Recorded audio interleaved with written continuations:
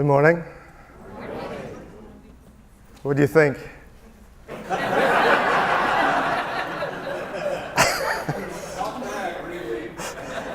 It's a start, anyway.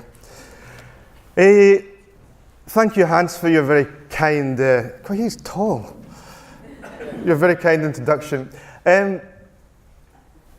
What I want to speak to you on this morning comes out of a conference I was involved with down in Duke earlier this year, where it was a conference on psychiatric medication and theology, which is an unusual combination, but actually turned out to be really interesting. So I thought it might be useful for us to think through one or two things. Now, I think it's always good to learn a new word in a conference. Right, so that you can go back and, maybe you maybe know this, you can go back and next time you go to a cocktail party, you can say, yeah, well, complexification, man. And then people just look at you. So everybody, if you could just say with me, complexification. I'm not sure how you would sign that, but complexification? Very good, right. So I want us to think about this idea of complexification, which it sits at the heart of I'm a practical theologian, what practical theologians do. And that's to take something that's very simple and straightforward and everyday and make it complicated by asking. Exactly. And then when it becomes complicated, it becomes really interesting. You realize that the things that you do on a day-to-day basis are actually much more complicated and much more interesting than sometimes we give them credit to. And so what I want to complexify this morning in the 15 minutes that I've got is the act of taking medication, and to think about it spiritually and to think about it theologically. So at one level, you hand over a tablet or a pill, somebody receives it, and something happens within their bodies, which means that there's a change for positive or negative. At another level, there's some really interesting things that go on in terms of your spirituality and in terms of how we understand theology. For the past year, I've been spending time with Christians specifically who are living with severe mental illness or mental health challenges.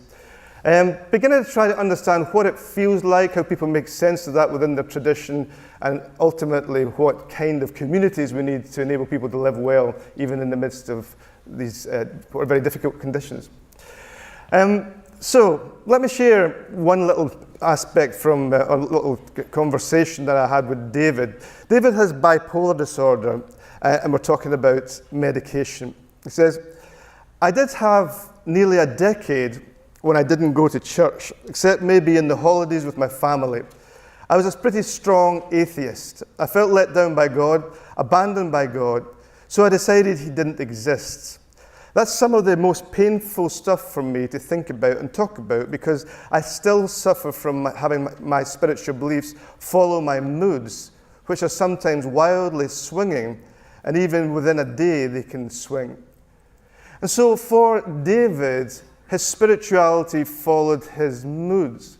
Now the implication there is that when he took his medication, it settled his moods, gave him stability, but it also settled his spirituality. Now that raises some really interesting questions about the power of medication to do the things that normally the soul would do. So two questions that you want to keep at the back of your mind would be these. What are the implications for theological anthropology, what we understand a human being to be before God, if psychoactive medications can in a very short time effect deep changes in mood, behavior, personality, faith, and spirituality? What does that mean for us as human beings in relation to God?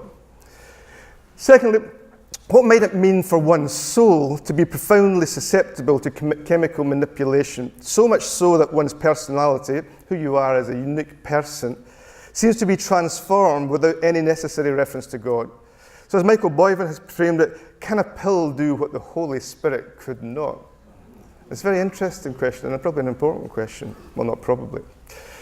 So the second person that I want us to think about is James. Now, James has a condition called double depression, which basically means that he's always in a depressed state. So even when he's kind of feeling reasonably well for him, it would be in that space where many people would consider themselves to be deeply depressed. And so he talks about his spirituality as having 3 levels. First level is where he can cope and he can remain in touch with God. He can use scriptures, he can use the Psalms of Lament, lots of different things. Then there's a transient period in the middle, but then there's level 3. And in level 3, it becomes quite difficult. So JS, which is me, obviously, I say, and what about when you're in the lower third? Is there anything that you can do there when you are really at the bottom? James says, drugs. Yep, literally, when I'm there, I'm in a really it's scary. When I'm in the darkest places, there is no God. There's no help, or at least there has not been when I've been there. And my greatest fear when I'm in those places is that I might die without knowing God more. So it's a profoundly spiritual issue that he's dealing with. Then I said, medication then is, in some senses, has a spiritual role in getting you out of that place, that level 3 place. James says, absolutely. Only because, how do I put this? I need a good metaphor. It's like, as a Christian, I'm supposed to climb a ladder, and I can look down this long wall, and there's thousands of other Christians climbing the ladders. That's a spiritual effort, stroke journey, stroke direction, and I can't climb the ladder, and then someone comes along with a lift and carries me to the top of the wall. I'm now on the top of the wall. It's the spiritual wall. It's real. I just didn't get there the way everyone else gets there. So his medication functioned as a way of getting him to a spiritual place that he was unable to get to himself because of his mental health condition. Now, I've spoken about James at a number of conferences, and academics time and time again come back with the same thing. Well, is that a real spirituality?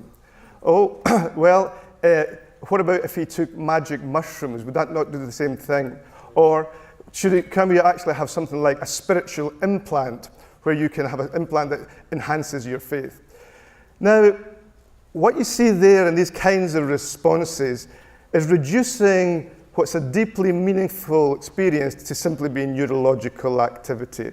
So that which is meaningful becomes meaningless, but also the assumption that somehow your spirituality, my spirituality, is non-biological, that our bodies have nothing at all to do with our spirituality, that somehow it's beyond that.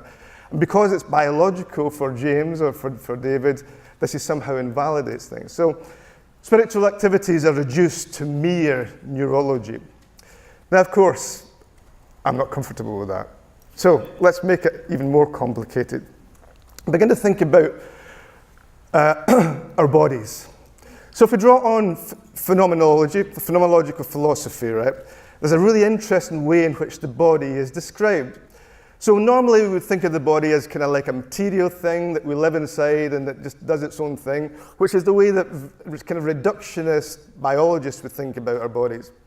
Well, the phenomenologists want to recognize 2 dimensions to your body, which are inextricably interconnected. You've got your material body. Your material body is that physical thing that we exist, that takes us into the world and helps us to encounter the world.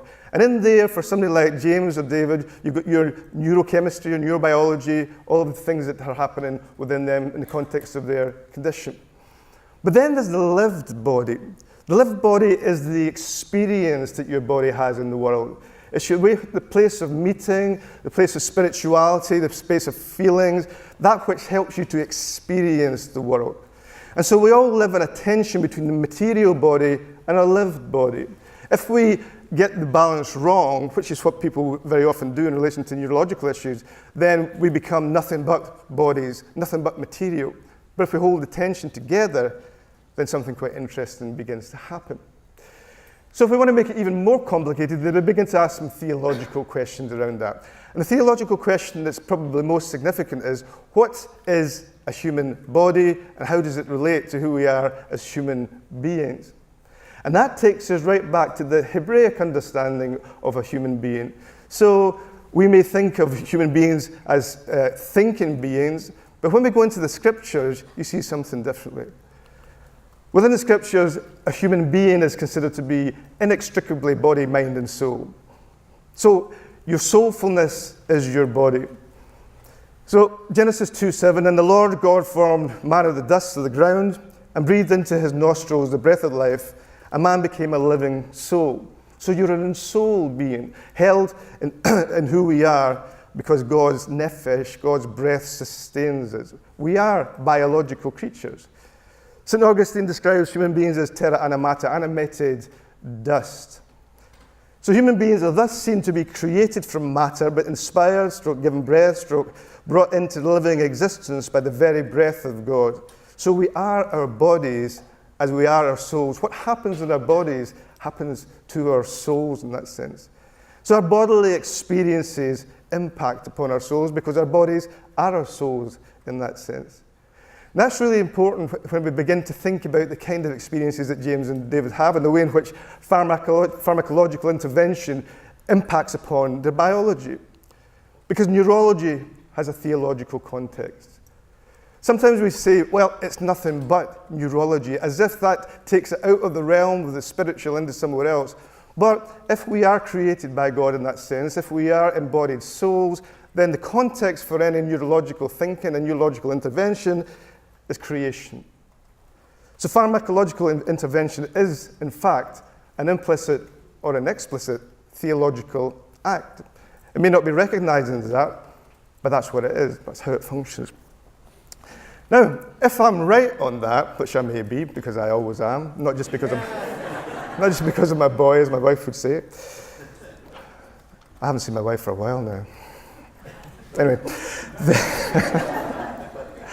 I saw her the day before yesterday, actually. In case you think I'm having marital problems, I'm not. She is. I'm not. So, if you think about it that way, then you can begin to think that you can sanctify medication. Rather than it simply being a biological process or a biological intervention, if it's drawn into the service of God in that sense and sanctified and put to a particular purpose, then it becomes something different.